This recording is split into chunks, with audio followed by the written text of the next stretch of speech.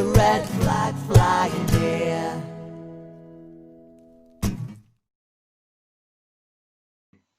Hello, welcome to Socialist Think Tank. Today we have Vonni Hardman, who is going to be speaking to us about LGBT plus education. Hello, Vonni. Hello, Paul. How are you? I'm all right. Yeah, Saturday night, so we're having a little bit of a relaxing time tonight. We both have a cheeky drink with us, don't we, I think? I think so. It's Saturday night. Yeah, Saturday and it's summer holidays. Enjoy it. So, the first thing I always ask everyone is, what is socialism to you? Oh, socialism to me, it's just the way that I live. It's the way that I live my life. It's about social justice. It's about activism. It's about fairness. It's about equality, which is something that's really important to me. And it's generally about, it's the way I've been brought up. My granddad was a trade unionist. He was a miner. And it's just been the way we all look out for each other. And we've always all looked out for each other. And it just is the way that we live. So it's very interesting that you've immediately talked about trade unionism. I wonder where you feel that trade unionism fits in with being a socialist. I think when I was younger, obviously, all of my mainly male relatives were in the trade union. My granddad was, my dad was. My dad was a shop steward at Shotley Hospital in the laundrette with Unison. And then it was always kind of said to us, when you get a job, always join your union, always join your union. Your union will look out for you. And it was kind of like said like that. But actually I came to know through talking to them and especially through my granddad's friends, that those people were the union. So I've always been a member in whichever job I've had before I was a teacher and obviously while I'm a teacher. I've always been a trade union member, but it's only really since I've been a teacher that I've been a trade union activist. And I think that's probably because I'm older. I came into teaching as a third career. And I'm older, I'm slightly more confident, I'm slightly less shy about putting forward my opinions, and I can see what's right and what's wrong. And also going into teaching, after being a professional in customer services and then working in mental health, I noticed that quite often the way that staff are managed particularly primary schools, is very different to the way that staff are managed in other, I'm being very careful about what I say here, in other workplaces. And I could also as well, you're working with children, you're working in an environment that's very politically controlled by the government. So the government, I qualified in 2010. I came into teaching as a mature student.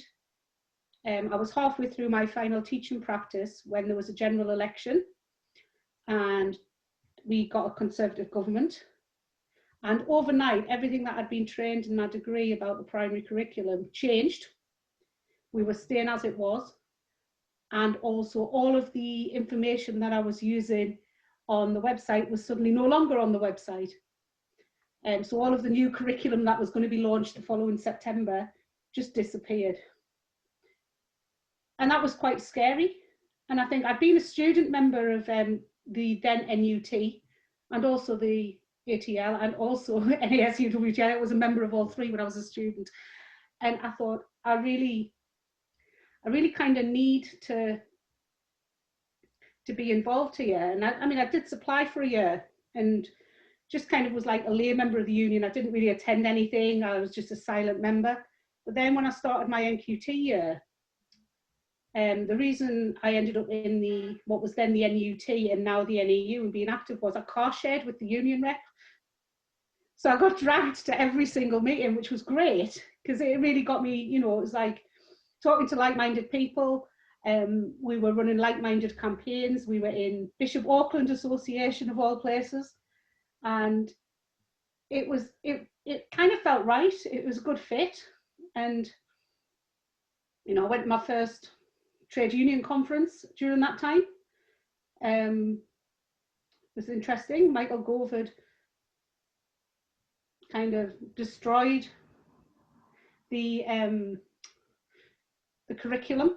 I think that's probably the best way to describe it. Destroyed the curriculum, and it was it was good to be amongst people who could see that what was happening was wrong, and that wanted to change it to make it right. So trade unionism to me is about, and with regard to socialism, it's about making sure that the values that I have about social justice are carried out in my job. You know, yes, when I'm in the classroom, I have to teach what the curriculum says I have to teach. There isn't any way around that. That's what the government says. However, the way that I choose to do that, I try to do that in a way that I know works for the children that I'm working with, within the rules. Just.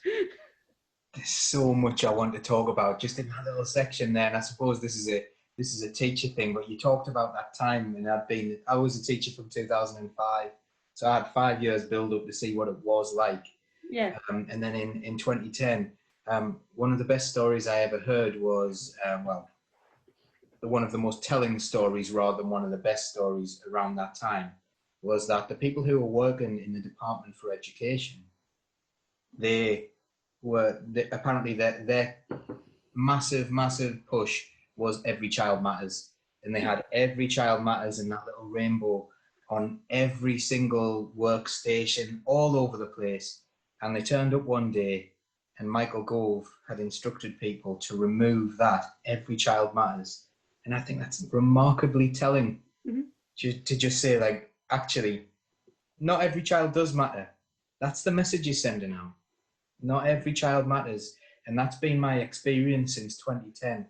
And I find it, I don't know very many teachers who like Michael Gove. So that was a really, really interesting time.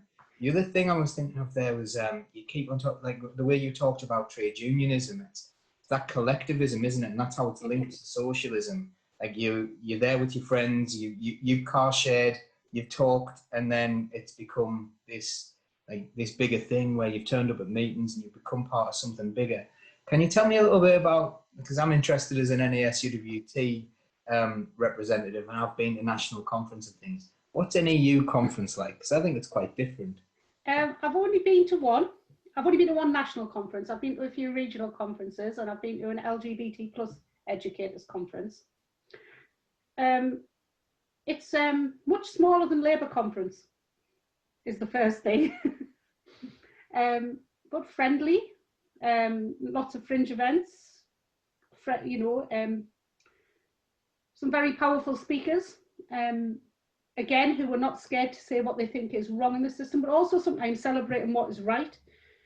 There's awards given out for activists, for officers, for caseworkers and things, and it's about celebrating that collectivism there with those. But there's also, there's motions being put in from different, well, there were associations there, but districts and branches now in our union. And they're put in and they're debated in a very comradely and polite way, actually. There's no kind of bad feeling. People get up, they say their piece, and then there's a vote, which is so democratic, and it's the way it probably should be. And I would imagine that's probably the same for most of the union conferences, to be honest. At the end of the day, at that point, we were a room full of teachers. You wouldn't expect us to be screaming at each other.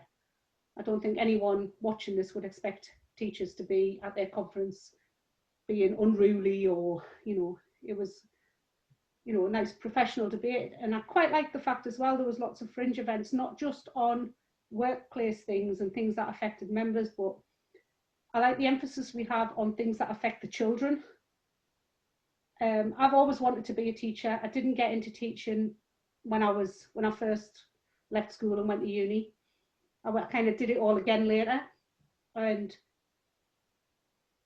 it's always been my dream. So I've actually got my dream job, which is, I know I'm very lucky, I'm very privileged to have that. But for me, it's all about the kids. It's all about making a difference with those kids. And actually within the union, there is a lot of space to talk about that. sort of outside of your workplace, outside of your usual everyday working self. You can meet other people, you can have those conversations. And there's a lot of fringe events at conference that facilitate that.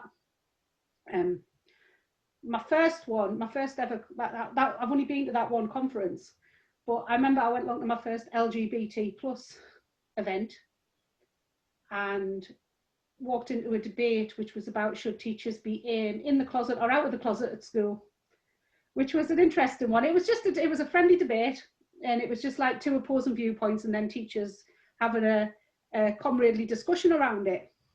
And I remember sitting there thinking, well, why shouldn't we be out of the closet? Why is it a big thing? Because it really isn't.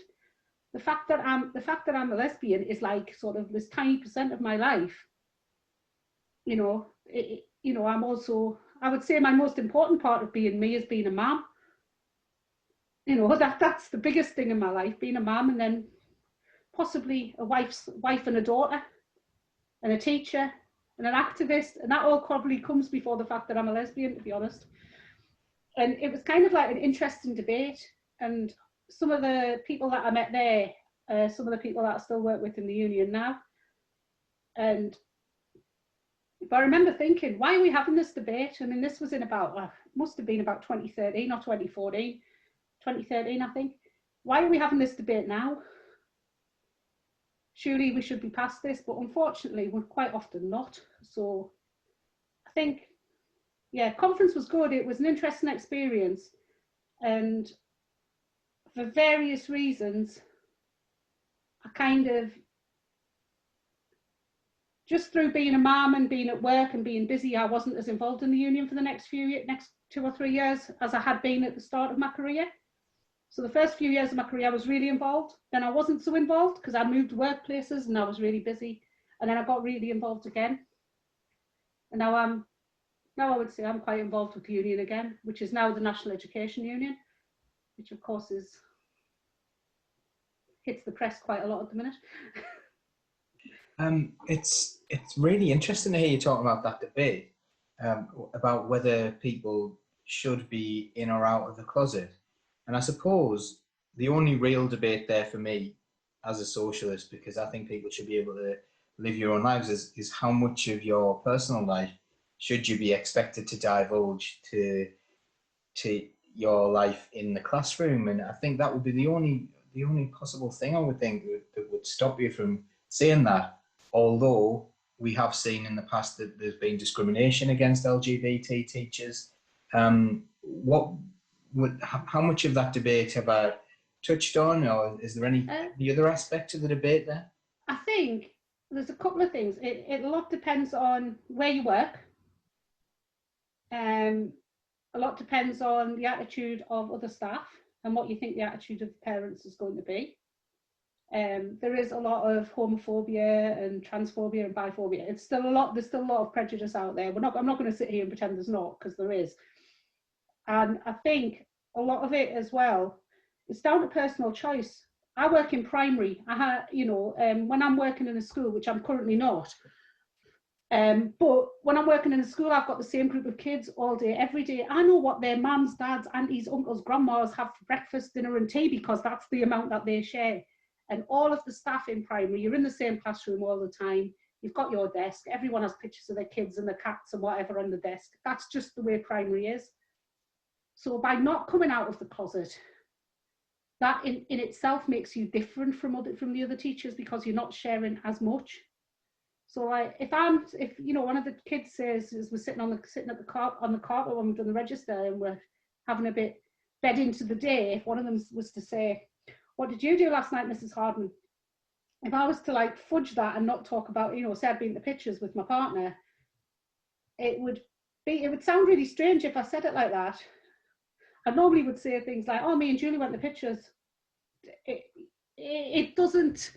I kind of never made it a big deal with the kids, and consequently, it's never been a big deal with the kids. But I think you share what you're comfortable with, which is different from not sharing, from being told not to share, or the principle of not sharing. You share, and as a professional, whatever your sexuality, whatever your gender, you share what you are comfortable with and what is professional and appropriate for that workplace. So you wouldn't, you wouldn't share about the drunken night out you had with the lasses on at the weekend, would you? You wouldn't share that with your class of secondary teachers, to be fair, secondary kids. As a trade union rep, I'm afraid to say that that is not always the case. Sometimes people do share such things, or But it's professionally, you probably shouldn't. And that's the thing. It's like kind of you've got to have that professional boundary in place. And as long as you're not crossing that professional boundary, does it matter what the kids know or don't know? As long as what they know is appropriate. As I say, it's not something I've ever hidden from the kids I've taught. It's not something I've ever hidden from the staff that I work with. If I'd wanted to do that, I would have went into teaching. I would have went and done a teaching degree when I was 18, and I would have been a teacher since I was 21. But unfortunately, Section 28 was still in force then, and I wasn't prepared to step back in the closet. I'd just come out. I wanted to go out and have fun. I didn't want to step back in. So if I'd wanted to live that sort of life and work in that environment, I would have been a teacher a lot longer than I have been, if that makes sense. Yeah, so Section 28, some people will know what that is, because they'll have learned about it, and some people won't have a clue what that is. And I think that there'll be some shock about what Section 28 is when, like, some of our viewers say, was that real? Was Section 28 real? So could you explain what Section 28 is? Yeah. Section 28 was a piece of legislation passed by Thatcher in mid-80s. I can't remember the date. I can't remember exactly. I think it might be 87-ish. Which basically banned the promotion of homosexuality in schools, which meant that it was seen as a pretend family, which should not be promoted to children. That isn't the exact wording of it. I can't remember what the exact word it is, but it was basically you couldn't, if a child came, if like you worked with slightly older children, or even, if a child came up and disclosed that they were gay, there'd be a limit to what sort of advice you could give as a teacher. If you were a teacher, you would not be out. And that wasn't repealed until, it was 2000 and something. 2003, I think. I should have had notes. 2003, I think. It was repealed in the 2000s. It was repealed by the Labour government. It was brought in by a Conservative government, by Margaret Thatcher. Those of us who are ancient like me can remember John Major and his focus on families. And then obviously when we had a Labour government, the Labour government was more about equality and equal rights and things like, so you had things like Section 28 was repealed, and then in 2010 the Equality Act was brought in at the end of the last Labour government, and which still forms the bedrock now of where we are today. Unfortunately, Section 28 is still an issue in schools. I would like to say it's not. It's kind of like a hangover. It's like the hangover that won't go away. I think that's the best way of describing it. I know exactly what you mean, because like you're not quite sure whether or not you can do things. You got your facts really, really close to being almost perfect. The repeals 2003. I just looked it up there because I don't know these things by heart either. But the repeals 2003, and it was enacted on the 24th of May 1988, and stated that a local authority shall not intentionally promote homosexuality or publish material with the intention of promoting homosexuality, or promote the teaching in any maintained school of the acceptability of homosexuality as a pretended family relationship. Yeah, it was pretty that last grim. line, isn't it? It's that last line. Like, the rest of it, I don't know whether, I suppose you could probably argue that you shouldn't be promoting any specific lifestyle.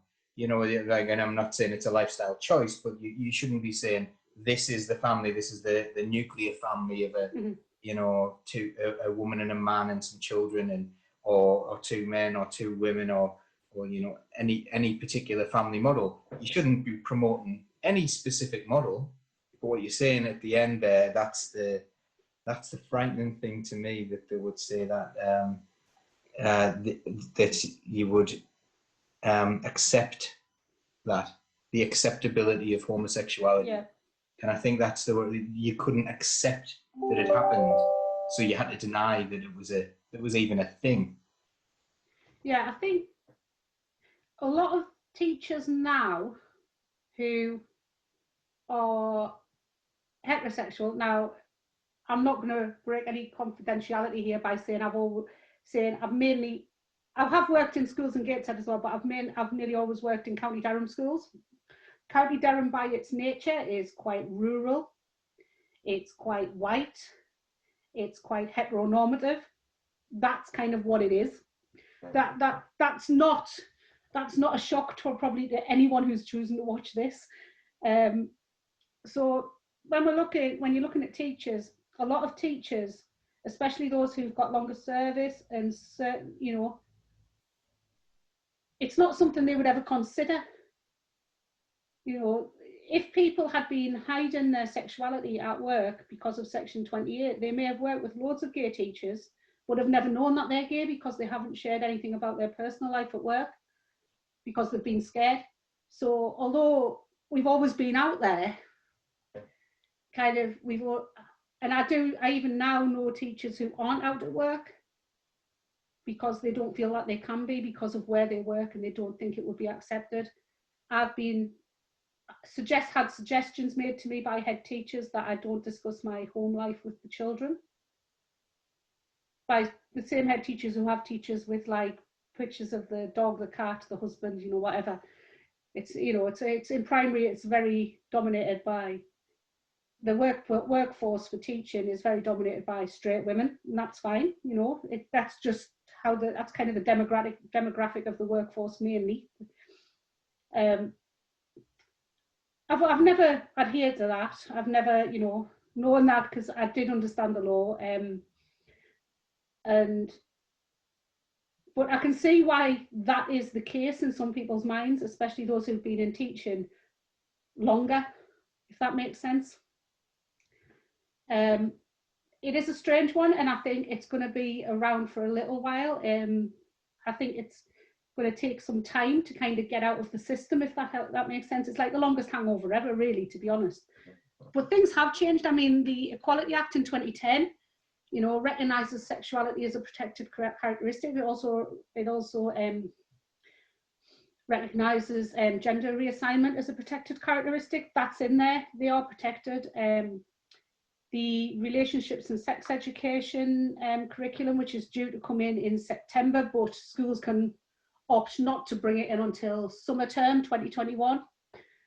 That recognises the need that children need to appreciate all of those things in the Equality Act, and they need to be aware of everything that's in the Equality Act, not just for LGBT+, but also for race, also for disability, all of those things. That's all in there. And so things have moved. It's like kind of flipping Section 28 on its head. So the future is good. The future in terms of education is good. It's not going to be without problems. It's not going to be without prejudices, but the direction of travel is good. And I don't think any educator, whether it be a teacher assistant, or what have you, anyone else who works in education would probably disagree with that at this point. But we're still in that kind of the tail end of that hangover from Section 28 at the minute, which is a little bit odd. I had a little bit of a heartwarming moment the other day because I was just putting my daughter to bed, and she goes to a Catholic school, and obviously it's been locked down for quite a long time. Mm-hmm. And, she hasn't been there for a little while, but we were talking about mums and dads and things, and she was going, some people don't have a dad. And I was like, yeah, that's true. Yeah, some people don't have a dad. And some people have two mums, and some people have two dads. And she was telling me, and she's 6, and I was just thinking, this is like, that's massive progress. It's that acceptability. It is. That this is a thing that really exists, and imagine I can't imagine the feeling that you had to hide who you were, or children might have to hide the fact that they had two mums or two dads or anything like that. And it's nice to see some progress going on. So you've said you've never really hidden that yourself, but have you met people who've had to who've had to hide that, and their children have had to hide that? I don't say so much about children because I work in primary and you kind of know everything about the kids in primary. The schools are kind of, in County Durham especially, the schools aren't that big. You kind of know who the parents are because they're picking them up from school. So there is a lot more interaction with parents at primary than there is probably at secondary. I haven't known parents hide. I've definitely known teachers hide it, particularly men. Although I do know some female teachers who've hidden their sexuality as well, just because they haven't felt comfortable coming out for various reasons. But yeah, it is different now than it was. I mean, I've got a 17-year-old daughter. I was in a gay relationship when she was born. We decided, me and myself and my ex decided to have a child, so we had a child. And that was my one worry, was not what anyone would say about me, was whether she would get any grief at school. As it turns out, yeah, I'm sure she probably has, but she's never come home in tears because she's had any grief. You know, I've never had to go into school and read the Riot Act or anything like that as a parent. I've never had to do any of that. And actually I'm sure she has had grief off some of her peers. I would, knowing what kids are like, working with them all day, every day, I would be amazed if she hadn't. But, you know, she's quite tough and well-rounded, and kind of, when she was in secondary, she had a little badge. She used to go, it was a little badge that said, "I love my two mums." She used to wear on her blazer, which was like, she used to like wearing an edgy badge. She had a Jeremy Corbyn one at one point as well. She used to wear for school as well. So, and "I love my two mums." That's really lovely. So speaking of, like, you know, the way we educate children about LGBT plus issues, we've seen some things around the country where we've had people protesting about how education around these issues occurs. So I suppose that it could be seen as a Section 28 hangover, or it could be seen, for me as a teacher, as a massive misunderstanding of what we do in sex and relationship education, because I think a lot of people think that when we do it, it's like an instruction manual, like we're teaching them the Kama Sutra. Yeah, and also you don't really get a toaster oven for converting a straight girl. But no, I think, seriously, with my serious head on, I heard actually there was a lot of protests. Was it last year, the back end of the last academic year, not the one we've just sort of finished. I would say sort of finished because it's been the weirdest academic year ever, but the one before. And actually, I was at a conference with the union in December where I heard Andrew Moffat, who was the assistant head teacher of a school in Birmingham, where there was a lot of protests about a programme he'd actually written called No Outsiders, which had been running in the school for quite some time with no problems. I'm saying a programme called No Outsiders because all it means is, basically, when the kids are learning about relationships, and I'm talking about primary here because that's my specialism, I have no idea what goes on in secondary, I'll be honest. It's like a whole other world where they're teenagers and they go. But in primary, what you're teaching them, it's called relationships and sex education, but you're only actually teaching them about the relationship bit. And that's not about relationships between like partners, that's about relationships between people, between families. You're teaching them about different family types. So that might be a family with one mum, one dad, two mums, two dads, a mum and a dad, you know, it's also like different family types in terms of race, in terms of age, you know, because everyone's family is absolutely different. There's also different cultural backgrounds in there as well. And you're teaching them about those family types. But you're also teaching them about having healthy and appropriate relationships with other children, with other adults. And that's not, like, as I say, it's not relationships in the romantic relationships. It's just about building those kind of interpersonal relationships with other humans that we all do all the time. So being polite, not invading people's personal space, listening. it's really humdrum, and it's kind of like, it's always kind of been there in I was a PSH lead, PSHE, I can't get it in the right order, PSHCE lead in one of my roles. And that's what it's about the personal, social, citizenship, health and emotional kind of education of those children. And it's about helping them become rounded little people with like an appreciation and an understanding of the actual world that's around them. It's got nothing to do with kind of recruiting them to join the LGBT plus movement, which I think is the biggest. I think tabloid press certainly don't help. You know, we're going to be teaching gay sex to primary schools, I think was one of the tabloid headlines. And it's like, no, absolutely, we're not. We're not going to be teaching them about straight sex in primary school either, to be fair. We're not going to be teaching them about any sex in primary school. And sex education in primary school is about how it's generally done through how you know, understanding the changes your body's going through, like in upper key stage 2, something about the age of 9 upwards. It's about, why am I getting taller? And for girls, it's about, they may start their period, you know, what happened, you know, it's nothing, there's nothing sinister or weird or odd in there. And actually, with this new curriculum that's coming in, parents can still choose to withdraw their children from the sex education part, but they can't withdraw them from the relationship education part, which means that all children will be learning about a range of different families, and that's where the LGBT plus bit comes in, and about learning about the Equality Act and the rights that different people have in the country, and it's all about that. So I kind of get people's fears and prejudices when they're stalked up by the media and they're stalked up by other channels. I kind of get why people kind of pick it up wrong. But there's absolutely, I mean, the documents are on the government website. You can go on there, you can have a look. There's nothing sinister in there at all. It's the probably least sinister thing in the world.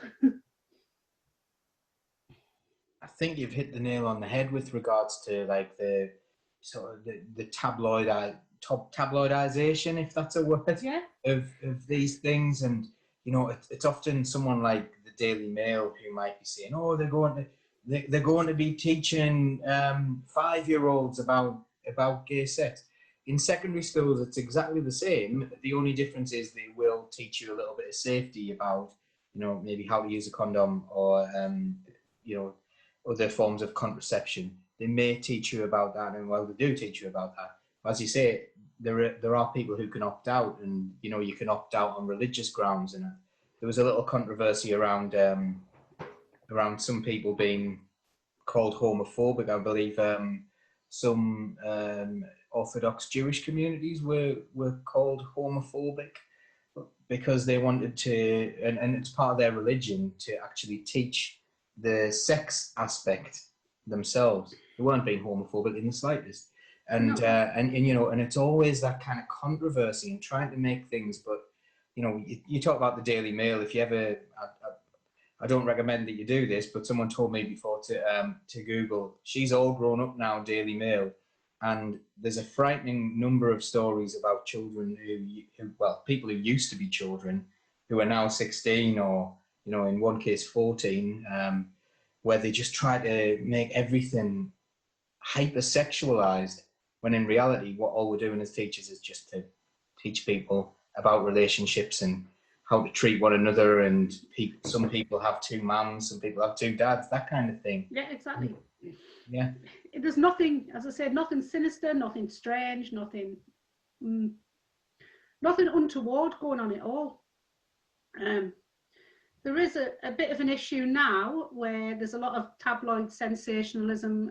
As I say, a year and a half ago, it was all about gay sex in primary schools. When I under Section 28, it was all about, you know, the gays, and then there was, before that, there was also, you know, there was the AIDS epidemic, which was the gays. I can say that because, you know, it doesn't, you know, it's not what I mean. I think everyone gets what I mean. That was the way it was put across in the press. That's kind of settled down a little bit, but what we've got now is we've got a lot of sensationalist rubbish about the trans and non-binary community, and again, it is sensationalist rubbish. It's preying on people's fears and trying to stoke up fear in order to divide. And I think as a socialist, this actually is what's upsetting me most at the moment. You know, I've kind of, I know I'm only one law away from having all my rights took. This is a strange thing. As a member of the LGBT plus community, my rights to marriage, my rights to my wife's pension, etc., etc., etc. I mean, I'm in a civil partnership. I'm not married. I never bothered converting it when the law changed again. That can all be taken away by one law. So that's how flimsy our rights are. But it would be a very unpopular law, I think. I don't think it would be a law that would pass in the near future. But a lot of our trans and non-binary colleagues, and you know, the non-binary people have no legal protection at all. Transgendered people are covered under the Equality Act under gender reassignment, but there's many stages of life to pass through before you get to gender reassignment. And this upsets me most of all of anything, is the way that that's being used, is the way that there's a Gender Recognition Act consultation on reforming the Gender Recognition Act in order to allow trans people and non-binary people to identify as the gender that they feel that they are, with much less legal loopholes, in a much more personal way, because at the moment it has to be done by a panel of experts who you never meet, that you've got to pay hundreds of pounds for the privilege of them looking at your case based on reports that you've lived as your chosen gender and done the right amount of counselling and etc., before you can legally change your status. And it is an absolute inhumane, I'm trying to think of a way to say it that doesn't swear, mess, to be honest. It's so many hurdles and that are really unnecessary, because if we live in a world where we all care about each other and we care about human rights, why would we make the human rights of one very small group harder to be achieved than all others? Because that's where we're at in our lovely kind of accepting, I'm saying accepting with a cringe because it's not really accepting, tolerating society. Why would we do that to one small minority group? And why would we, at the thought of that group, be getting more equality within law, more equity and more acceptance within law? Why would we fight against that? And I genuinely don't understand that. It actually is quite upsetting. I mean, I've got lots of, within the union movement, we have a very active trans and non-binary network of education staff who are working in schools and colleges up and down the country. And why should they not have the same rights that I have or that you have? You know, they say, you know, these are human people. These are people just like any other people. And this is where kind of my current social justice fight is. This is the thing that I find, on top of the whole, the austerity and disadvantage for children and things like that, and on top of all of that, that's government policy. Do you know what I mean? That's a different fight. It's a different sort of fight. This is unjust.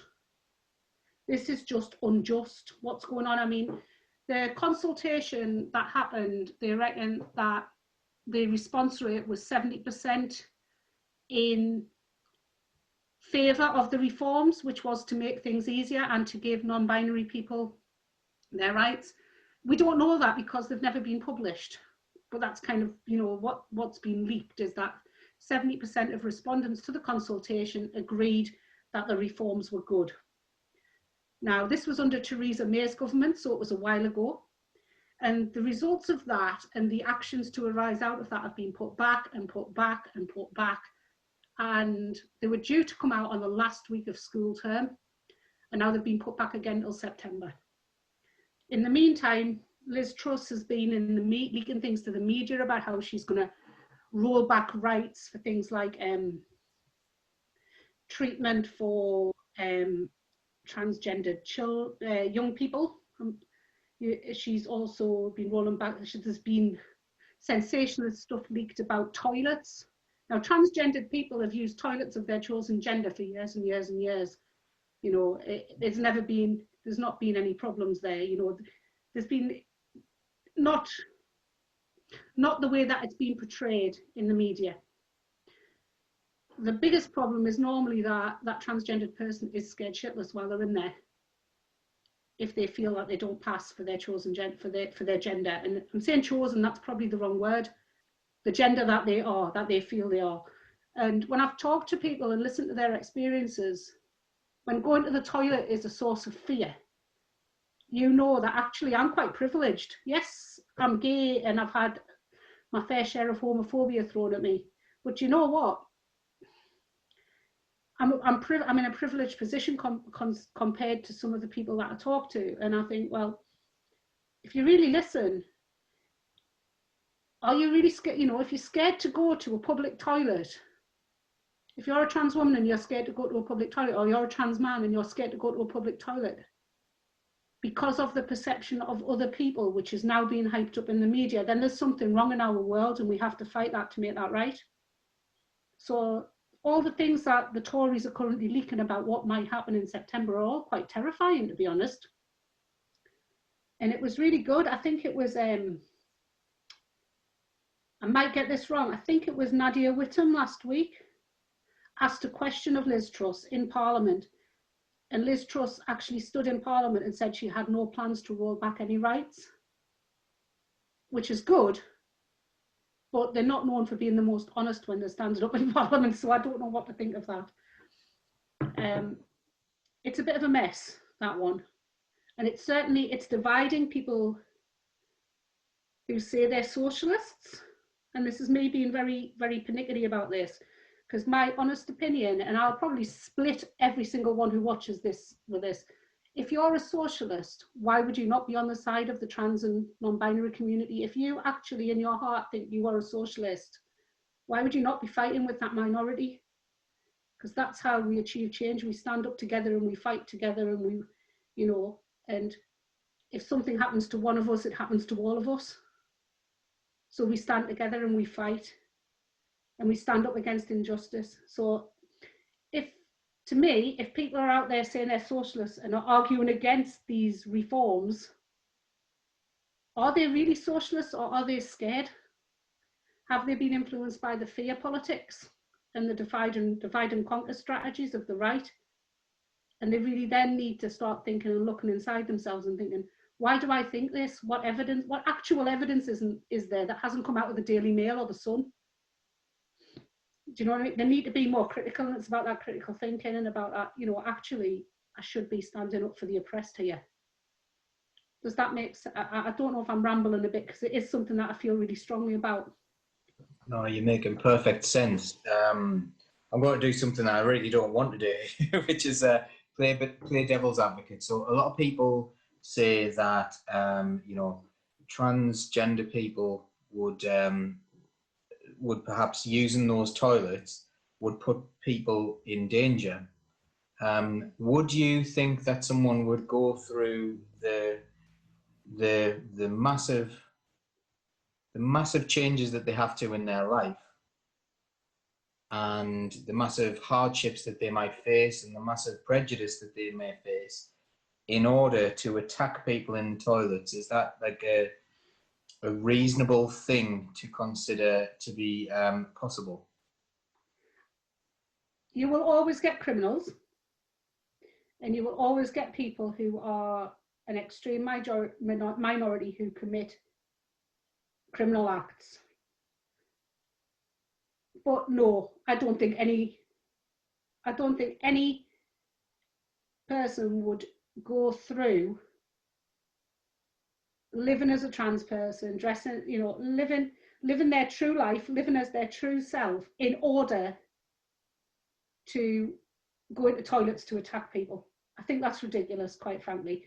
I'm not saying that there aren't trans criminals out there. That's a different thing.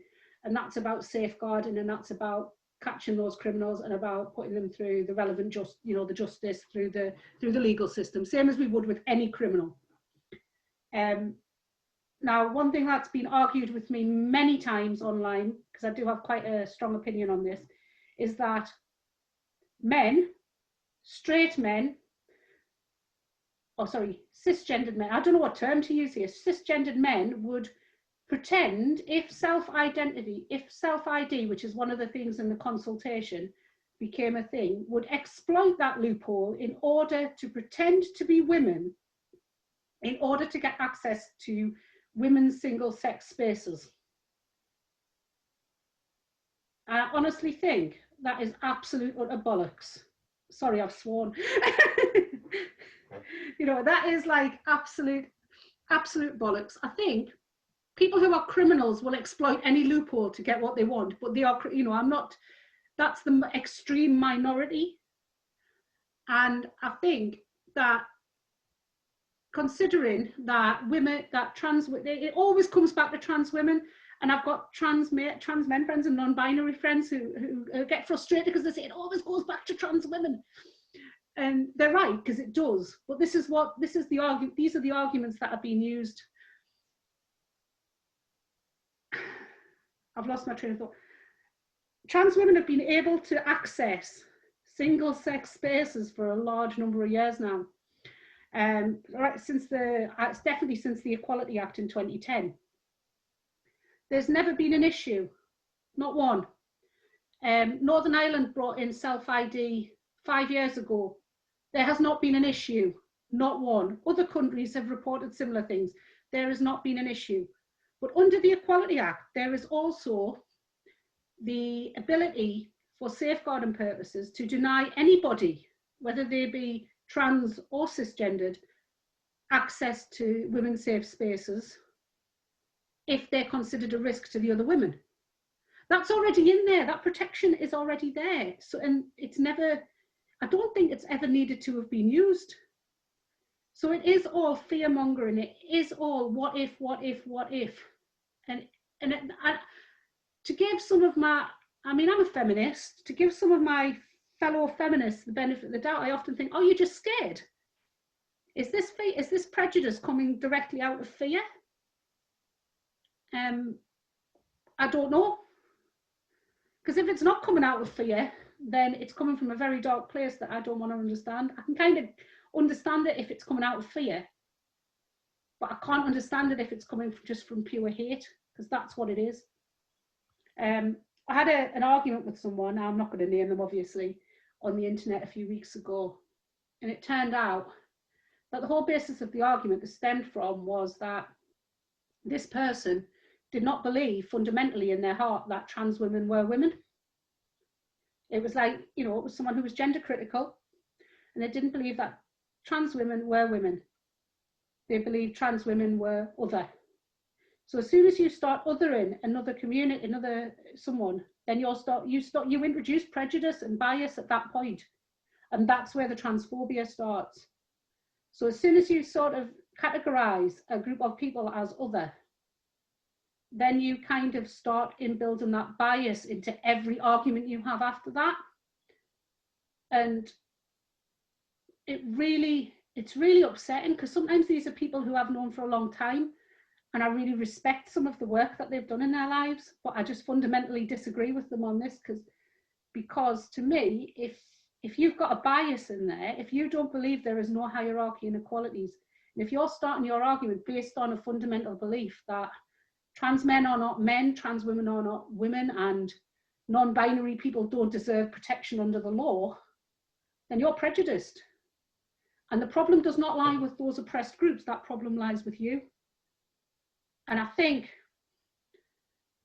if that problem lies with them and they can't recognize that, then they can't be socialists. And that's quite harsh.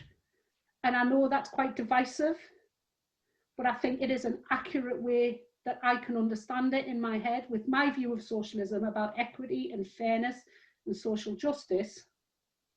And yes, women's rights are hard fought for, and yes, there's not enough protection for women in domestic violence. That they're all other issues that we need to be fighting for collectively. There's nothing wrong with any of those issues.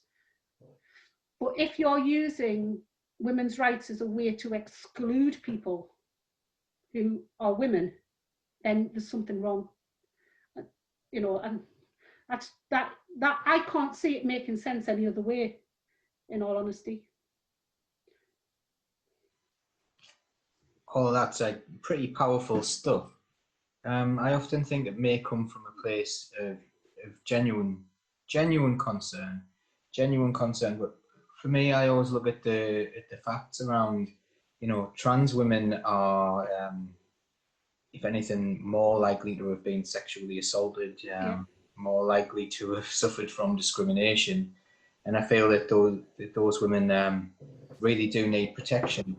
And one part that I found very, very interesting there was you said the protections are already in place for people in refuges.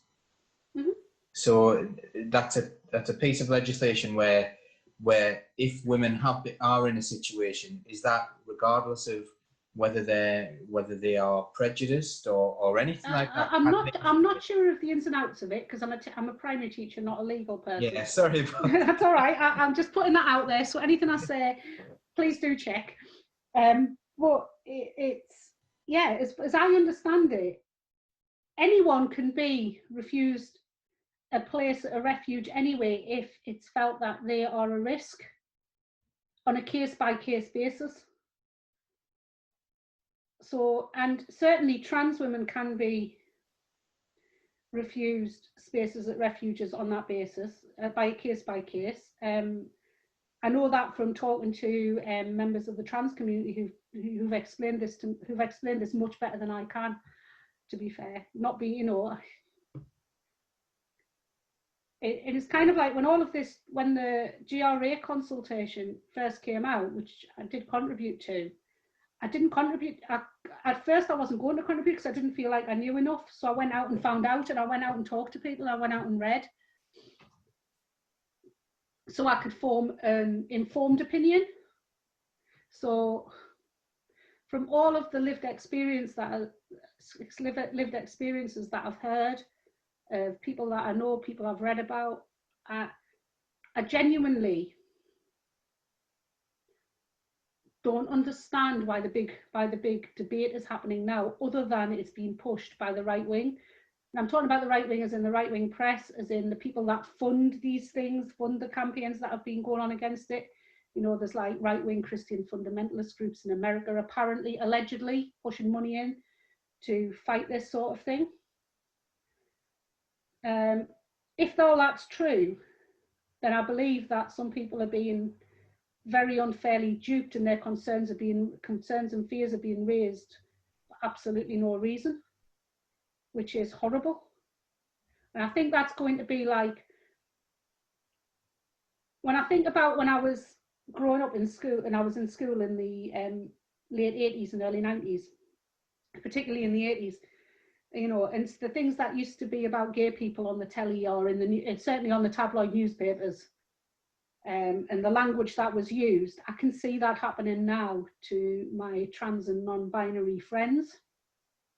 I mean, homophobia is rising as well. Basically, anything that's considered different at the moment is going to be targeted and attacked, because that's the split, divided society that we have at the moment. I hope that COVID has brought us all a little bit closer together. I know it sounds a bit strange, but sort of like made us look at our neighbours and then the people that we see and look at them in a kind of light. But I do think that, I mean, there was something I was reading where it said that hate crimes since 2014 have doubled for LGBT people, so lesbians, gays and bisexuals, but they've tripled for trans people since 2014. That's quite scary. But I do think that we're at a moment now where the rhetoric that was getting thrown at gay people has been very, very firmly targeted towards trans people and non-binary people as well. And it's worrying. I watched a really good documentary on Netflix the other day called Disclosure, and it's about how trans people have been depicted in TV and movies across the years, and the negative portrayals and things like that through history, and how it's changing now and there's more positive portrayals. I don't know if you've watched Sense8, where it's probably got the best, most powerful portrayal of a trans woman I've ever seen, because the fact that she's trans is like this much of the story. You know, all the rest of her life is like this much, and that's probably the way it should be. You know, there's this little time, you know, and it's a really good thing to watch, to see lots of a really diverse cast busting open a lot of stereotypes. But this documentary on Netflix called Disclosure was brilliant, because it like kind of just highlighted why is public perception a certain way, because this is what they're being fed. So, you know, it was about visibility of trans people in movies, and then it was about the way that they were depicted as well. And it was very poignant, actually. I think I cried about 3 times, which, well, that's normal, to be fair, from watching anything emotional. I think some of the things I'd like to pick up on there from what you said is there's a relationship there with the way I feel about the teaching profession. So you were talking about people who work in refuges. Mm-hmm. They know what they're doing.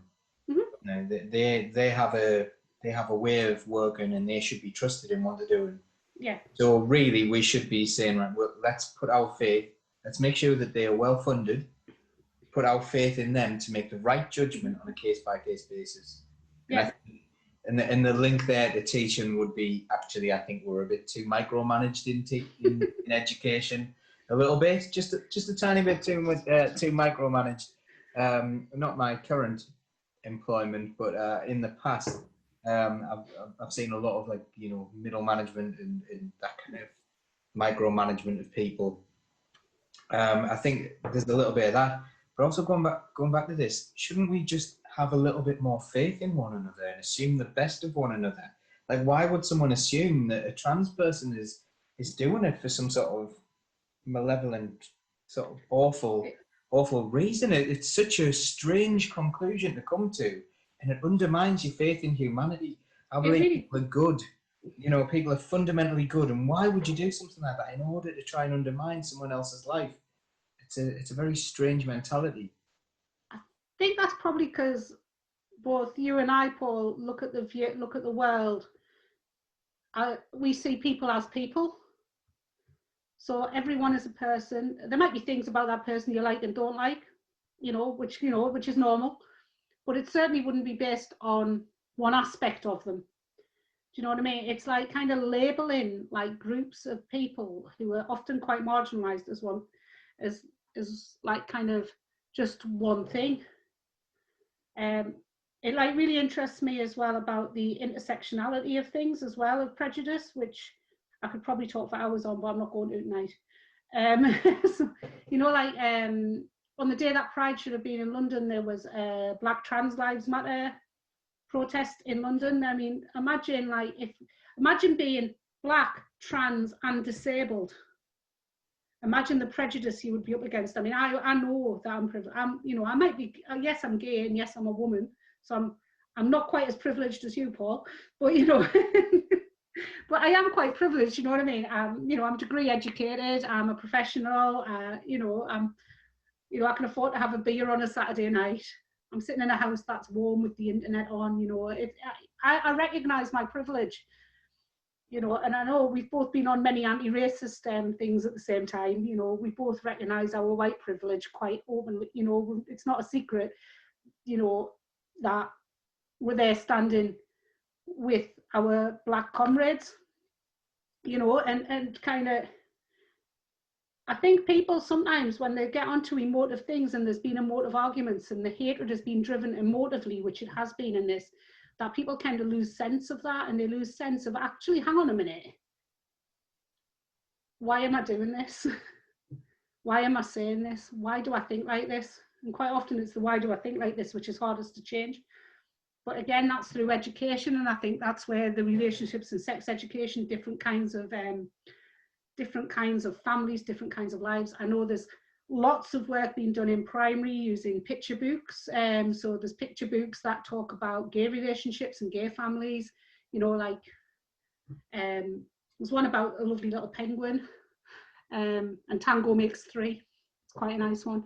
But there's lots of books, but there's also books as well about refugee children. There's books about asylum seekers, you know, and they're all done in picture book format, so they're all accessible.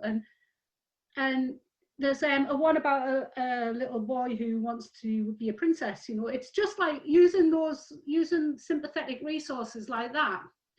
And this is the reality about what you're doing in the classroom as a primary teacher. You're sitting there having chats with children about different types of families and different people in society, and it's done at you know.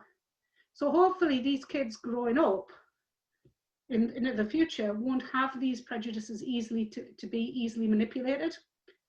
If that makes sense. I think it does. Yeah, it makes absolutely perfect sense, and I think we could talk on this for hours, and I think that's something that maybe because we're both passionate about education and equality, yeah, we could both go on about this for hours, but I just want to wrap up now and talk about a hopeful message for the future.